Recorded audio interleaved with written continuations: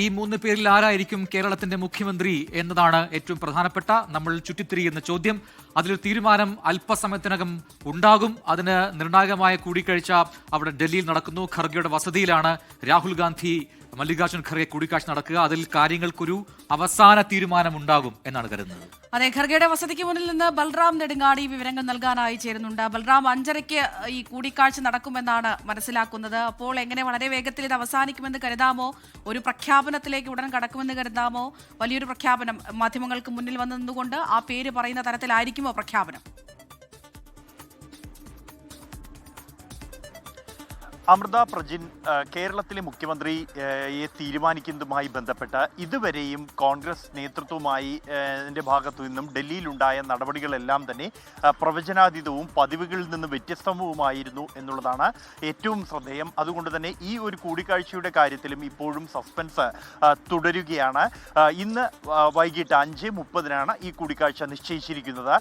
മല്ലികാർജ്ജുൻ ഖാർഗെയുടെ ഔദ്യോഗിക വസതിയായ രാജാജി മാർഗിലെ 10ാം നമ്പർ വസതിയിലേക്ക് രാഹുൽ ഗാന്ധി എത്തും.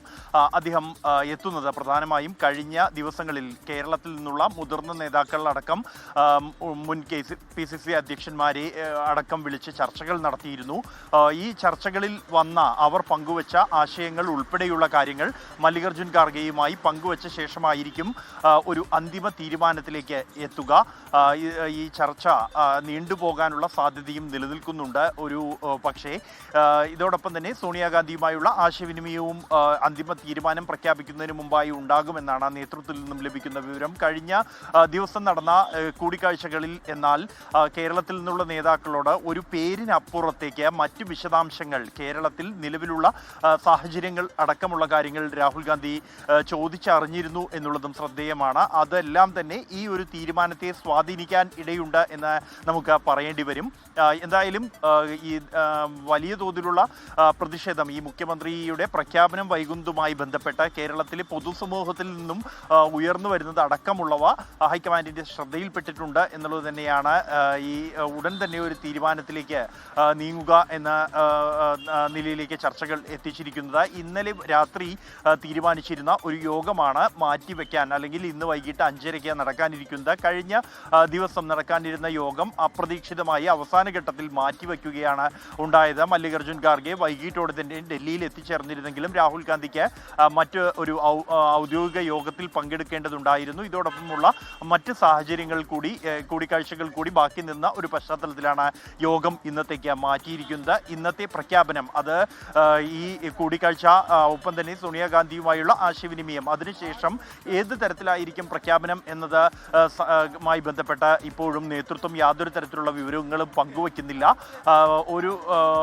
നേരത്തെ തന്നെ മറ്റ് നേതാക്കൾ, ഈ പരിഗണനയിലുള്ള 3 നേതാക്കൾ ഉൾപ്പെടെയുള്ളവരെ ഡൽഹിയിൽ വിളിച്ച് ചർച്ചകൾ നടത്തിയ ഒരു പശ്ചാത്തലത്തിൽ ഇനി ഈ ഒരു കൂടിക്കാഴ്ചയ്ക്ക് ശേഷം ഒന്നുകിൽ വാർത്താ സമ്മേളനത്തിലൂടെ, ഇവിടെ വെച്ച് തന്നെ നടക്കുന്ന വാർത്താ സമ്മേളനത്തിലൂടെ മാധ്യമങ്ങളെ അറിയിക്കുക, അല്ലെങ്കിൽ ഒരു വാർത്താക്കുറിപ്പിന്റെ രൂപത്തിൽ ഈ കാര്യങ്ങൾ അറിയിക്കുക എന്ന നിലയിലേക്കും ഈ ഇപ്പോഴത്തെ സാഹചര്യത്തിൽ കാര്യങ്ങൾ നീങ്ങാൻ ഇടയുണ്ട്. എന്തായാലും ഇന്ന് നടക്കുന്ന യോഗം അത് കേരളത്തിലെ അടുത്ത മുഖ്യമന്ത്രിയെ തീരുമാനിക്കുന്നതിൽ നിർണായകമാണ്. നേരത്തെ ആദ്യഘട്ടം മുതൽ പരിഗണിക്കപ്പെട്ട പേര് അത് തന്നെ തുടരുമോ, അല്ലെങ്കിൽ ഈ ചർച്ചകളിലൂടെ ആ പേരിന് മാറ്റമുണ്ടായിട്ടുണ്ടോ എന്നുള്ളതിൽ സസ്പെൻസ് ഇപ്പോഴും തുടരുകയാണ്. അമൃത പ്രജിൻ.